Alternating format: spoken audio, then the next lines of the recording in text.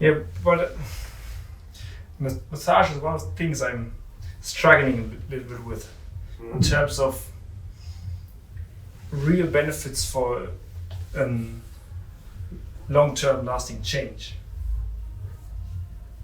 Because I think a massage can help you get out of a current pain state and get you into a good feeling. But when you have, like, for example, painful shoulder every time you lift your hand above your head,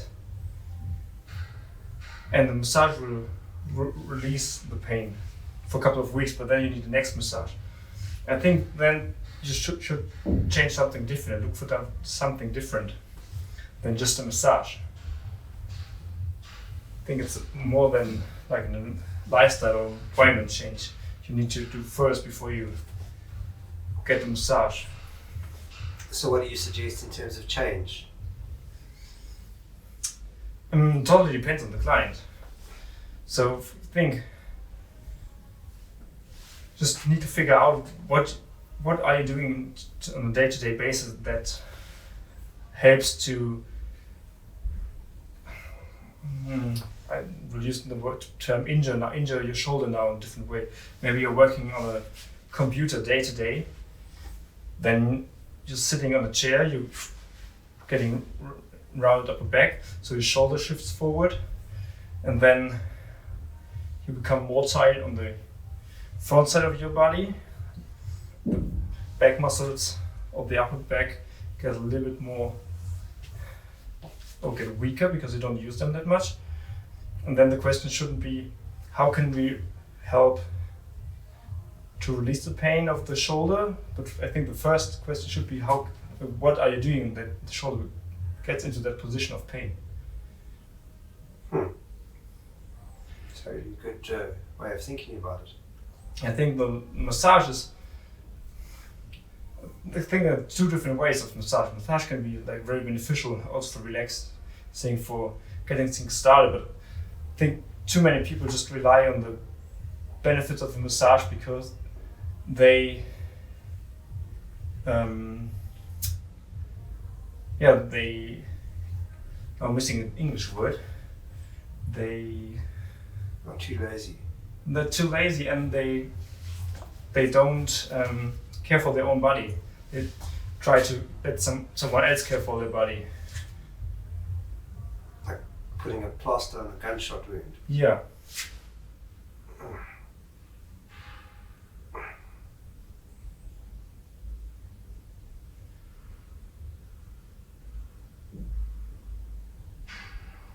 I mean, that's also what I experience now in the different, as a physical therapist. Physical therapists try to rely more and more onto passive things like massage, like electrotherapy or something different. And I think the purpose of physical therapy, as the name says, is get somewhat physical. I suppose that boils down to lifestyle change and exercise. Yeah, and coach someone the correct way of movement.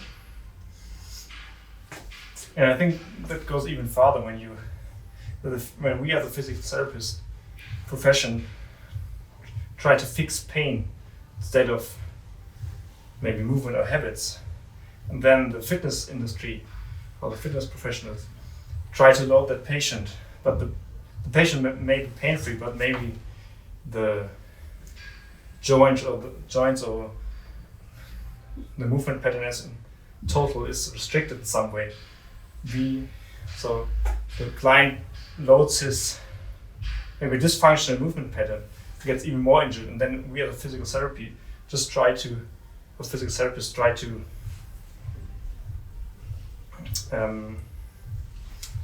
reduce the pain again, and then the client goes back to training, but then things are still not going to change because he hasn't changed anything in his life in his training. So he ends up getting stuck in a circle. Yeah, kind of.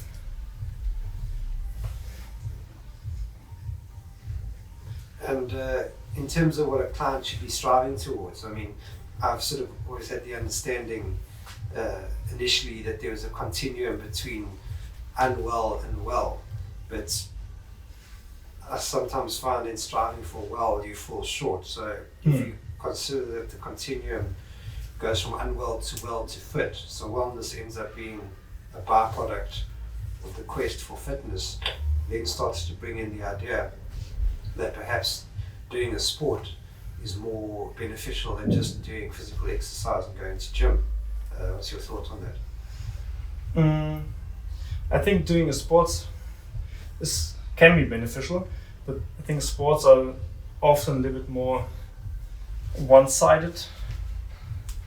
So you have, like, for example, like tennis player. He's just uses maybe his right hand for going after the ball, so playing tennis.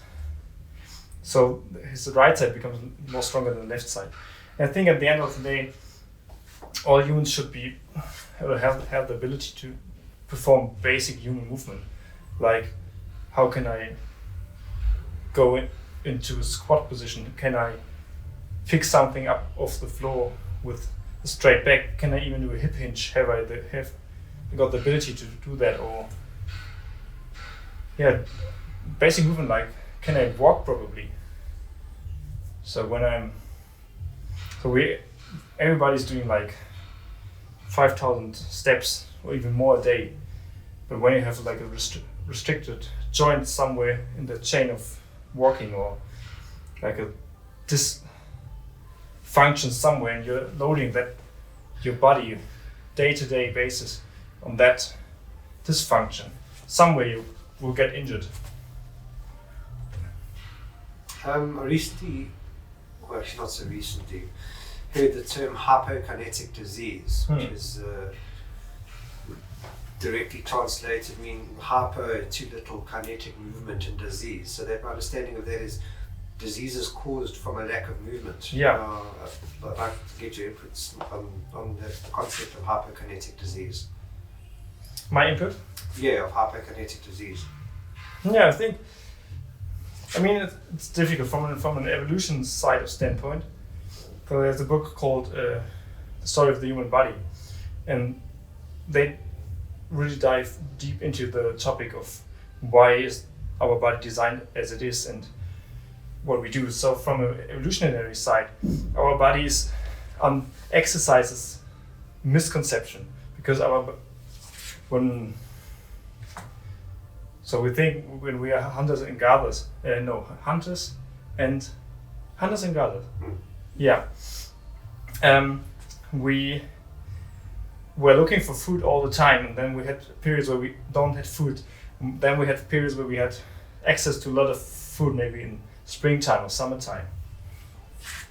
So what we did, we just eat as much as we could during that time, our ancestors. And that's what's still in some way wired into our brain. So when we have access to a lot of different food, we just tend to eat more and more. So that's one thing that's happening. The other thing is exercise. So when we go back to that state, hunters and gatherers, we burning too much fuel because of unnecessary movement was a bad thing, because you needed that fuel maybe for going for a hunt, or maybe escaping from somewhere. So exercise is a little bit tricky thing, because basically we don't want to burn extra fuel or extra calories, because maybe we need them like in a deep wired state. But I think that we need the exercise now because we are not having the same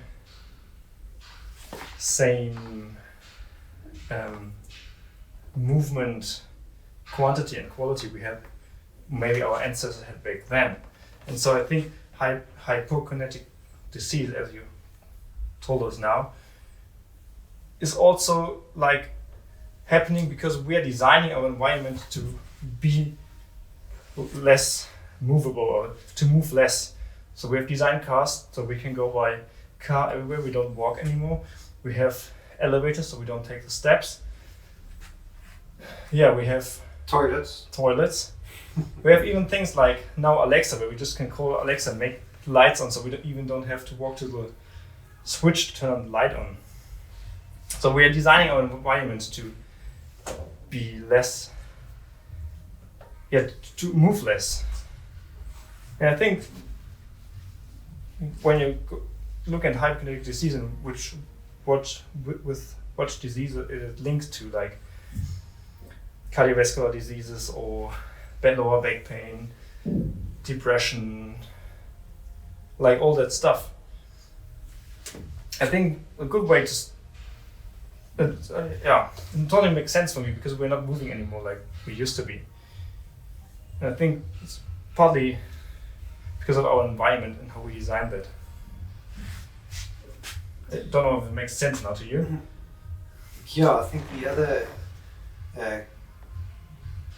quite interesting concept with hypokinetic disease is also, when you're moving, because you're expending energy, you're allowing your body to de-stress, and if you're not moving enough, the stress has nowhere to go, so it tends to build up in the body, which could often trigger cancer formation if you've got a genetic predisposition towards it, and a number of other autoimmune diseases that might be lying dormant, but that if you are subjected to a stressful state, it's not being managed on an ongoing basis through regular exercise.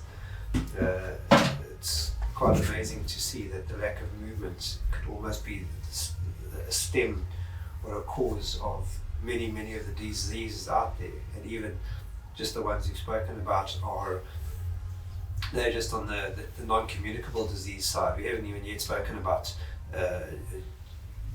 joint dysfunction or muscle problems like back pain or neck pain or postural problems, spinal problems.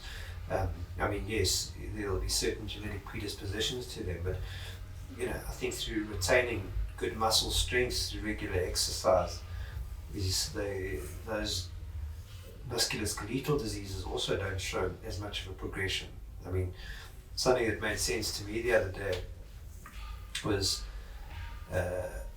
how many people are wearing or are needing to wear orthotics, which are corrective insoles put in your shoes, but because those feet are developed either on a flat floor or with artificial footwear, there's never been the necessity to develop over time on an uneven surface where the relevant musculature within the foot and the calves and the legs in general have been allowed to develop.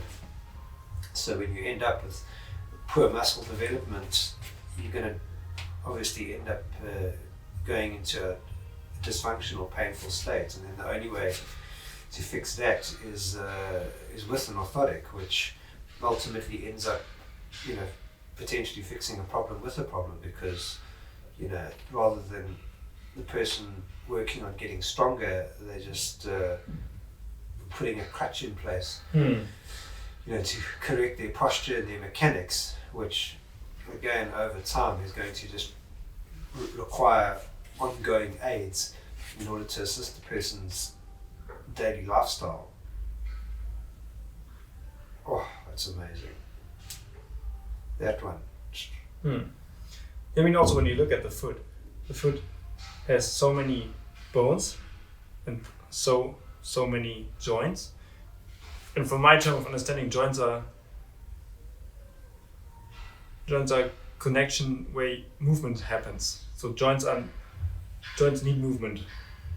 Am I right? Or yeah, I think if you adopt, there's a phrase called "use it or lose it." Yeah.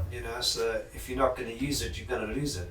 So I think if you don't keep your joints mobile, they're going to fuse over time, which is ultimately going to mean that for movement to occur, it's going to happen somewhere else, which is then got the potential to cause an injury.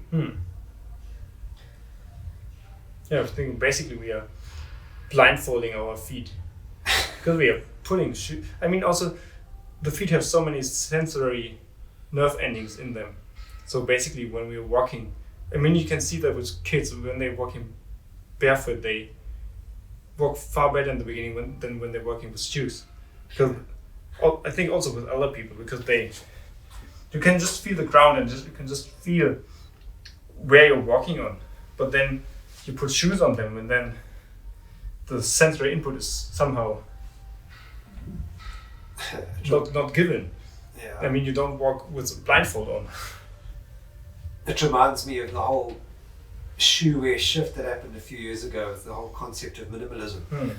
And how as humans we spent the last 50 or 100 years with supported shoe wear, and all of a sudden we come up and think it's going to be a very good idea to remove all of the crutches that we've had, which actually is a good idea, but people then try to implement that immediately and then go and do a lot of activity in a neutral state where they've grown up in a very unnatural state, and then wonder why there's a number of Achilles ruptures and stress fractures, and then the shoe wear companies get blamed, and then there's a whole pendulum swings now back to maximalism. So we're seeing a lot of companies bringing out shoes with a lot more padding to protect the feet, and it ends up just being a man-made, manipulated, money-driven concept. Whereas if you actually look at a lot of people in developing countries with no shoe wear, they don't wear shoes and they have relatively fewer problems, and they tend to run a lot faster as well, either barefoot or with very, very minimal shoes. So again, it's quite an interesting concept. I think there's even more room to dive deep into shoes and feet. Quite interesting topic. Well, I also realised, I mentioned toilets earlier. So if you think about it, if the average person sits on a toilet for maybe 10 minutes a day, on a weekly basis, that's 70 minutes a week. So let's just say it's an hour a week. So it's 4 hours a month of toilet sitting, which if you look at it over a year's period is like 48 hours in every year. So 2 days of your year are spent sitting on the toilet. If that time wasn't spent sitting on a toilet, that naturally keeps your bum above your knees. And if you were just going down into a natural squat position, that would be 2 days per year of strengthening your hamstrings and your quadriceps and promoting hip mobility and core strength and spinal extensor strength. That's just not happening. Now, if you compound that over years and years, can you imagine just not using toilets, how we probably see a decrease in the amount of knee pain and back pain that exists. Yeah, I think there was also a study about, I think it was a Japanese study where they looked at elder Japanese people and how mobile they are.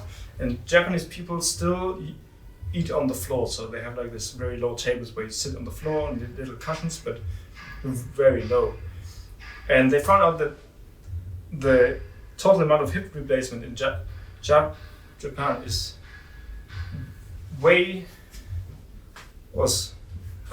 significant. Yeah, significant less than in the Western countries. And they link it to using your hips through full range of motion, like every day of the year when you're going down to eat something. I think it's, as you said before, use it or lose it. Have you heard of squatty potty? No.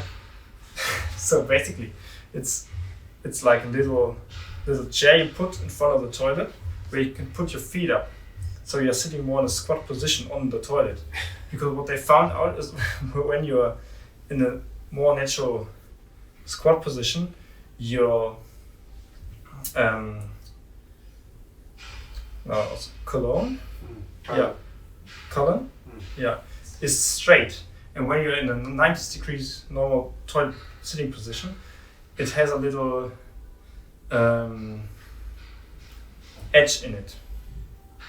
So it's even harder to go on the toilet when you're sitting at the 90 degrees position, what we are doing like every day of our lives. So with a squatty potty, you can free yourself a little bit of that. Or you could just dig a hole. Yeah, of that edge you're doing in the colon. So explain why my back's getting so sore. I mean, the only thing I've changed is I'm just spending a lot more time sitting in front of a computer. So I like to think I've got a fairly good chair and a pretty good setup, but I mean, from your perspective, why is my back getting worse with the more computer work that I'm doing? I think the one thing that's happening, you're just sitting on your bump. So basically your glute max isn't firing anymore, and so your whole lower body isn't supporting your upper body. So now all your upper body and core muscles have to support the whole weight of your upper body and core, and so they have to fire and work more. So what's happening, I think they get a little bit tired at some stage, and then you're slacking forward into slump position.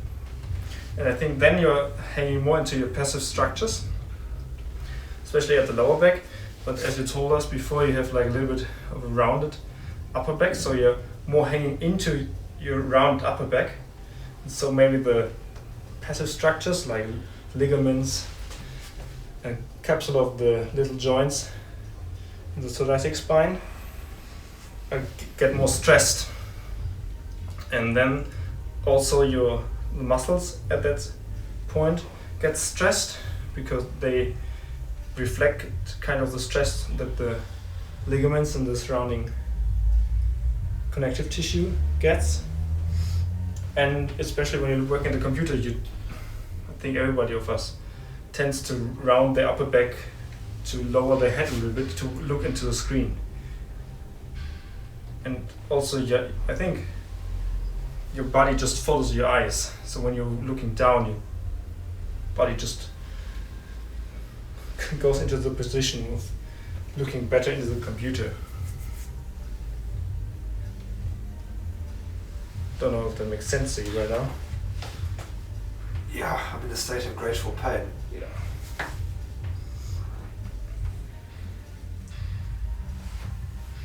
Yeah, I mean, I find having a better ergonomic setup helps. Well, it's a desk setup, but even then, it's still difficult to maintain ongoing good posture. So it just reminds you that the human body is just not designed to sit at desks and play on computers.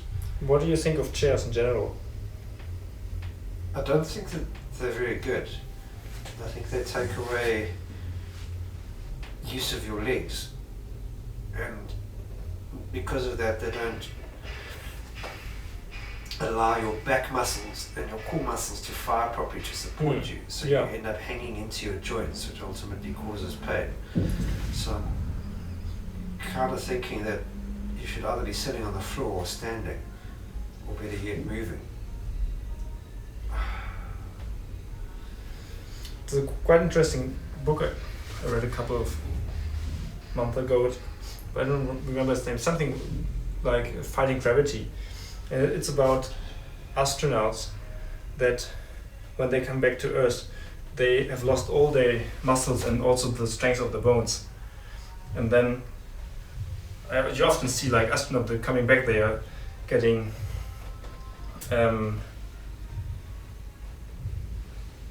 carried out by another person to like the photo, whatever, something when they come back out of from space. Whatever. So, and it's about how the body needs gravity to maintain health and also joint strength, bone strength, muscle strength. And then they make the connection to chairs, because when we're sitting on a chair, we basically don't allow the lower half of our body to work against gravity. So it's just our upper body that works against gravity. And as you told before, now the upper body has to overcompensate because it can't function as a whole body to distribute all the weight accordingly through the body.